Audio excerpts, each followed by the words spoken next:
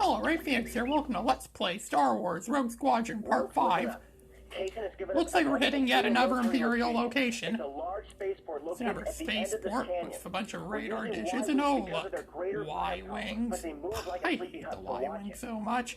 And my dad loved them. He's like, when I played Rogue Squadron 2 with him, he's like, I'm flying the Y-Wing. I don't care. I'm flying the Y-Wing as a Death Star. No, you can't. You have to use the X-Wing. No, I don't care. I'm using the Y-Wing. Apparently Jack Porkins was actually trained as being a Y-Wing pilot. You know, he's that obese rebel pilot from the original Star Wars film that flew the Y-Wing and tried to blow up the Death Star. Well, he didn't actually fly a Y-Wing, flew an X-Wing, but he was supposed to fly a Y-Wing according to the additional special features, which also say he survived getting destroyed in his X-Wing and living on the surface of the Death Star. But then again, I don't know. Anyway, so we have to watch out for these lasers. There's a lot of TIE interceptors here.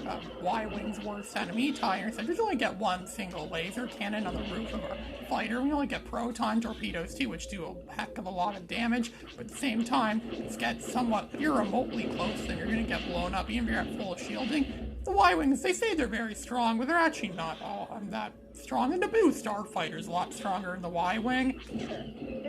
Look, Luke is even bragging, saying, look, it didn't even scratch me. It didn't even scratch me. Yeah, well, pretty soon you're getting... It's like with cars with their gasoline, where you driving them a lot, and you think you're getting good mileage, but really, once you actually start running low on gas, it actually starts going down more, so you actually think you're getting good mileage, but really you're not. So the Y-Wings, like, with shielding, it makes you think its shielding's really good, but in reality, it's not. At least the laser fire is accurate. Gotta give it credit for that. At least it has accurate laser fire, and it is kind of slow. I actually would much rather use the Naboo starfighter for a level like this, but the Y-Wings are more of a challenge, and I really should show at least every ship in this game at least once. But yeah, for the most part, for a level like this, I'll use the Naboo starfighter, and you could also use the lock-on homing torpedoes to destroy the fighters. You don't get those with the Y-Wing, unless it's like in those X-Wing games. In those Star Wars X-Wing games, the simulation games, the Y-Wings actually do have proton torpedo launchers in them, and I thought Y-Wings were supposed to be bombers. See, look, I wasn't even close to that shot and just blew me up completely like that. I told you, the physics in this game really are kind of, messed up in that sense. But then again, there are very many levels in this game that make you use the Y-Wing, and you can fly any other ship in the game. You can fly the Naboo starfighter instead if you play him again. That's why I usually use the Naboo starfighter. If you want to get a lot of the medals in this game, there are a lot of medals to be won in this game, and I tell you, if you really want to get those medals, you have to use the Naboo starfighter. But it just depends on the Naboo starfighter. You'll get to a point where pretty much the only ship you'll ever fly is the Naboo starfighter. I'm just not doing much of that in this LP, because I don't want you guys to get bored of seeing me fly the same fighter over and over again. There's a lot of great fighters in this game, and all you guys on YouTube deserve to see me fly in all the different types of starfighters and starcrafts.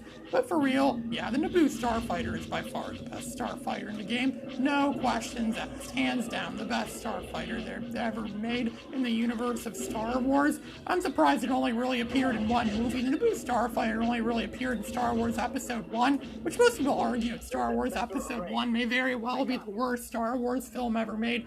And then Mr. Plinkett says that Star Wars Episode 2 is the worst Star Wars film ever, which I kind of agree there. Star Wars Episode 2, I think, was kind of dull. It was like a soap opera set in space. You like those cheesy soap operas when there's that time where you're sick and you can't go to school, so you have to stay home and watch TV with your parents. And those crappy shows they show on TV, those crappy soap operas. Yeah, it's kind of like that, but it's set in the Star Wars universe. Still a much better love story than Twilight, though. And the Naboo starfighter did have a brief appearance at the beginning of Star Wars Episode 2, and it does have a few odd appearances in the Clone Wars, but for the most part, we don't see the Naboo starfighter very much, which is really a shame. It really is a great fighter. Anakin Skywalker used one of those. He says spinning's a good trick. I think Star Wars Episode 1 was in post-production stages probably at the time this game came out. They probably knew a lot of stuff about the production of the game when this game was made. That's probably how they knew about the Naboo starfighter and some other details that could have, So this is what I hate about this. This is another one of my least favorite levels of the game. Why? They're flying through this extremely narrow canyon, and the thing is, you don't. It's just like that other level. You don't get a compass telling you where to go. You don't get anything telling you where to go. So you pretty much have to find it out for yourself. And I keep flying in circles when I'm in this level. I freaking suck at this level. I keep flying around in circles. It was like that video I saw a long time ago on some channel, some video game channel. I think it was on TV or something like that, where some guy was playing some Batman game. It was in this Batman games in the early 2000s, and then he's like, I freaking suck at this game. I keep running into walls, really. Playing the game, and he keeps running into walls. Is he blind or something? Well, I mean, if he was Terry Garrett, that would make sense, because Terry Garrett's one of the greatest gamers there is. He runs into walls all the time. He always finds out how to get around them.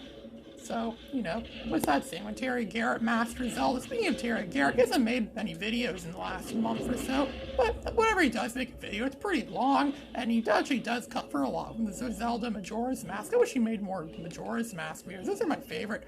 I'd rather he get into video games and guns, because he does like playing with guns from what I've heard. Yeah, no wonder why our society is going to hell and they let people that are blind have gun licenses. That's a sad day indeed. So, yeah, after some searching around for a bit, I finally found our target. It's a radar spaceport thingy-mabobber, so we have to drop a proton. The proton system worked a lot better in Rogue Squadron 2 and 3. You use Y-Wings a lot, but the Y-Wings are a lot better in those games, because you can actually, it's easier to point where your protons go. And you get better firepower too. The firepower is pretty good. Pretty much everything about the Y-Wing was improved in pretty much every way in Star Wars Rogue Squadron. That's why overall I actually like Star Wars Rogue Squadron 2 a lot more. That game is pretty much by every means possible an improvement to this game, but it only got a GameCube release. It didn't get a PC release like the original Rogue Squadron did. And they actually, Factor 5 was asked to make another game like this on the N64 before GameCube. They thought Rogue Squadron 2 was better for the GameCube, so that's why instead of putting Rogue Squadron 2 on GameCube, they made that up. Well, they did put it on GameCube, but the other N64 game they made was Battle for Naboo, which some people said wasn't that great. I actually did play it once. It actually is a pretty decent game. I just can't find a working ROM of it anywhere, and I can't really find it on, well, I think I did find it on eBay once, but I couldn't buy it for some reason. I forget why. So there's still a few more targets left. I think the thing just screwed us over by flipping us around like that. Yeah, it's doing that just to mess you up. It's like that game you play at a kid's birthday party where they blindfold you, they spin you around, so to hit the pinata, but they head you into they make you pat your face head towards the house, and they make you walk up to the house with a baseball bat, and then you end up smashing the window or smashing the dad's JVC or something like that. Yeah, I know. I don't like those types of birthday parties. You remember your birthday parties we go to as kids? Those pinatas. Those pinatas are freaking injury traps. Like a lawsuit wrapped up in paper mache. They're kind of expecting this. It's this level we're in now. We have to rescue. Wedge got captured, so we have to go to Kessel. The spice mines of Kessel, where C-3PO and R2-D2 may have gotten smashed. And there's that prisoner train, the Imperial prisoner train. We have to disable it. For some reason, this level we have ion cannons on our X-wing. What's dumb about this level is it still lets you use a Naboo starfighter for this level, but using a Naboo starfighter, you won't get an ion cannon, so you won't be able to finish the level. This kind of sucks. This level's kind of stupid. You can't beat it with the Naboo starfighter. But this level's very short. If you know what to do, it's actually very easy. It's simple enough to complete this level using the X-wing with an ion cannon. Can't even lock onto stuff because we have an ion. We don't have proton torpedo. We don't have proton torpedo launcher this level. Instead, we have an ion cannon, which is used really for disabling stuff. There's an Imperial convoy. It looks like the convoy we had at Barkesh, but no, it's an Imperial convoy. There. That's not them. That's what Gaze Moore keeps saying in this game. That's not them. That's not them. Well, when will it ever be them? Oh, I think I see them. That's not them. I think that building's indestructible. So we have to keep flying around here, probing the street. Well, if this was a street, it's like probing the streets, only it's not a street, it's a desert.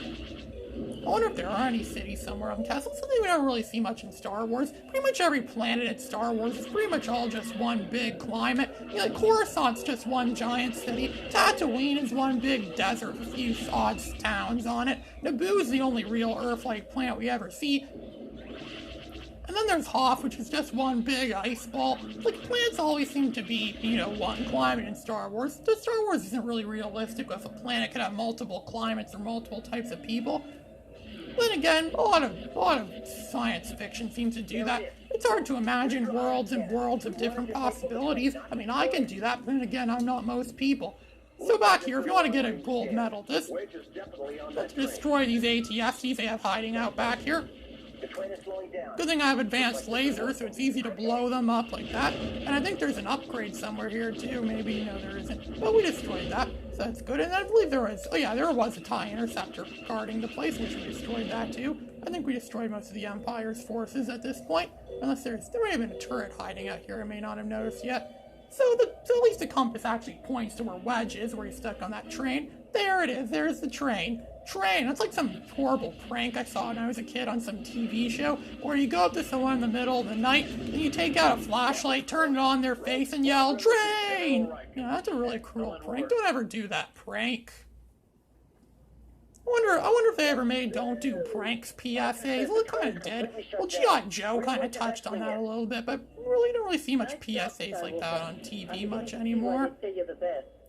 PSAs actually were quite entertaining, especially back when G.I. Joe did them, and back when Sonic the Hedgehog did them. So there, we saved Wedge, and hey, we got a gold medal! We saved Wedge and got a gold medal. Sounds like a perfect end for this video, that is. Ooh, and I got promoted to Commander. This is Ray Phoenix, signing out.